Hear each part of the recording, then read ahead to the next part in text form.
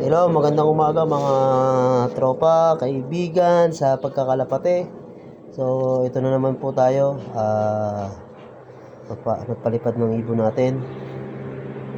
So, ang tatalakayin mo natin ngayon, yung natural na pampaganda ng balahibo, tsaka pantanggal ng mga kuto. Natural lang ang gagamitin. Hindi ako gumagamit ng mga nabibili sa pero recommended naman yun, pero dito ako masanay sa mga natural na ginagawa natin.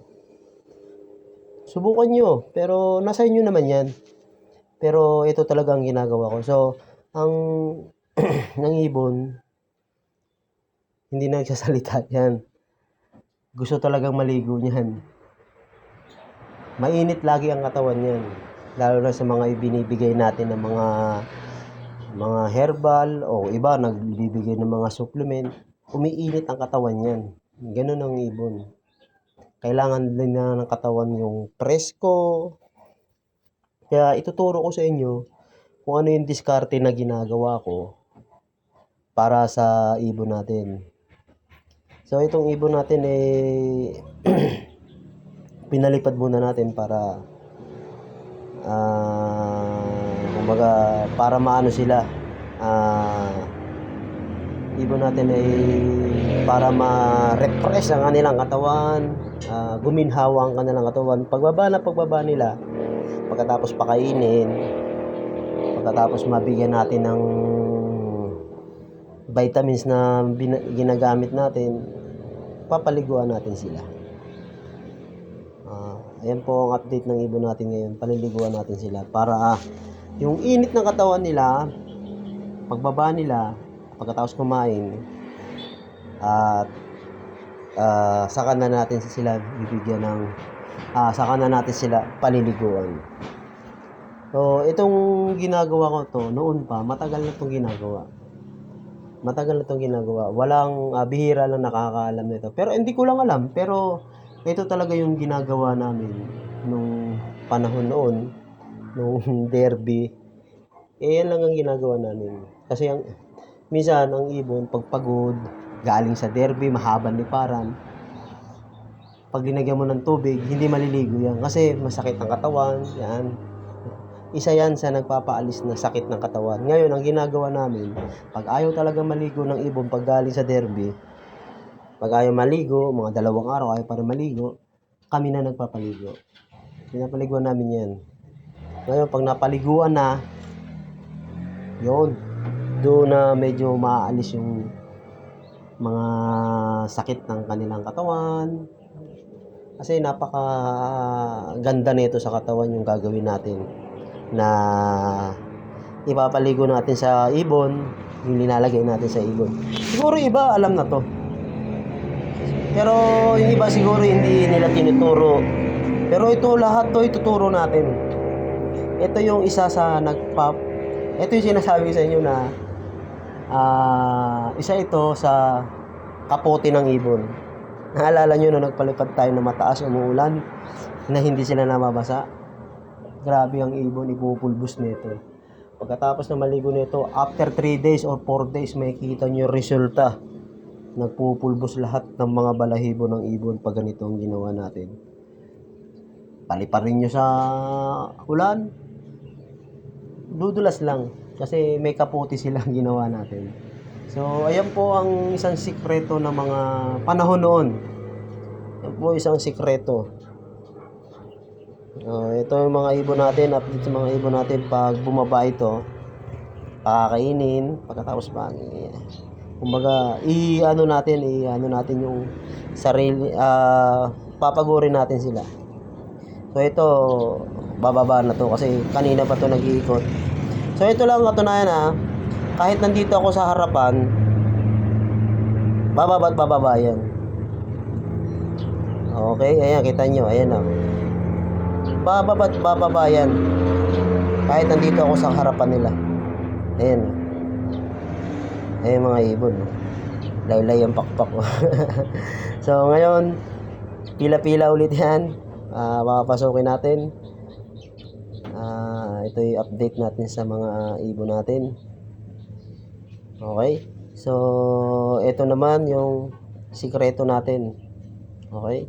Ito yung sikreto natin na ibibigay sa mga ibon para sa pagpapaligo ay asin. Okay? Asin po yan, asin.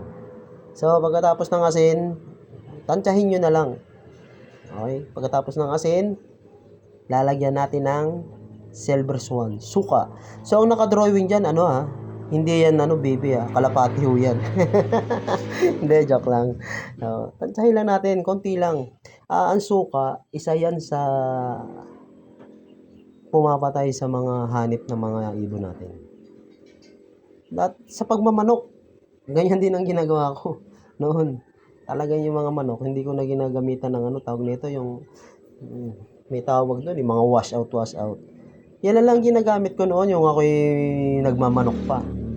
Yan lang ang ginagamit. So ito, papaligo natin, tubig, asin, tsaka suka na ang nakadrawing ay kalapate. Silver swan, baka naman ha. Okay, yan. So, dadagdagan natin ng tubig yan. Hindi lang yan tubig na yan. Damihan natin. Yan. Damihan natin yan. Kasi, isa ito sa magiging pampalakas ng ibon natin. Ay, pampaganda ng balahibo ng ibon natin. Ito yung sinasabi sa inyo. Ito yung, ito yung kapote na binibigay natin para pag sa ulanan, hindi sila basa-basa mamabasa. Okay.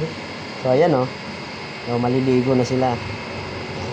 Isa lang sa katunayan na ang ibon, maganda ang pangangatawan, maganda ang kanilang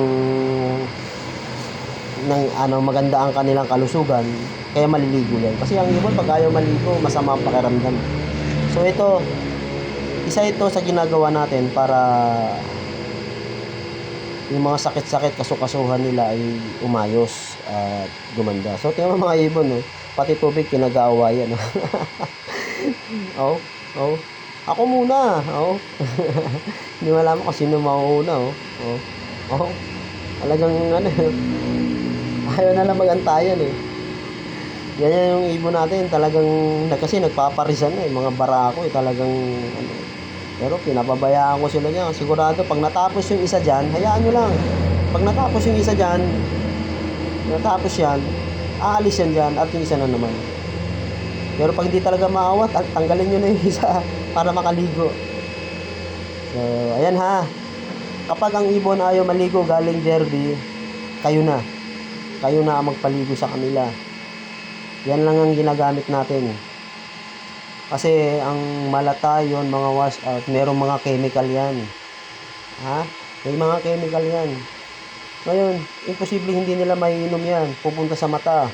So ito ay natural lang. Safe naman yon yung mga pero kanya-kanya tayo Kanya-kanya. Pero ito talaga, the best na itong ginagawa natin. Noon pa to. Ito talagang ginagawa natin sa mga ibon. So, sa mga tropa, try nyo yung mga ganito. Pero, hindi ko sinasabi na 100% na pero okay to. Okay? So, pati mga breeder natin, binagyan din natin para maganda yung kanilang katawan, para maalis yung mga may init sa katawan nila, para maging presko sila. Alam mo, sa mag-asawa, kapag bagong ligo, ang tindi ng romansa niyan. So ito, ewan ko kung kaya sa mga newbie at yung mga hindi pa alam, try nyo to. Maganda ito sa mga ibon. Yan lang ang ginagawa ko. Isang beses lang yan sa isang buwan. Hindi, isang beses lang sa isang linggo. Parang yung amo. Maligo. So, okay na ha. So, yan lang yung tip natin ngayong umaga. At salamat sa mga nanood. Paki-follow naman yung subscribe naman yung YouTube channel natin para marami tayong mapag-aralan. Okay, sige. Salamat.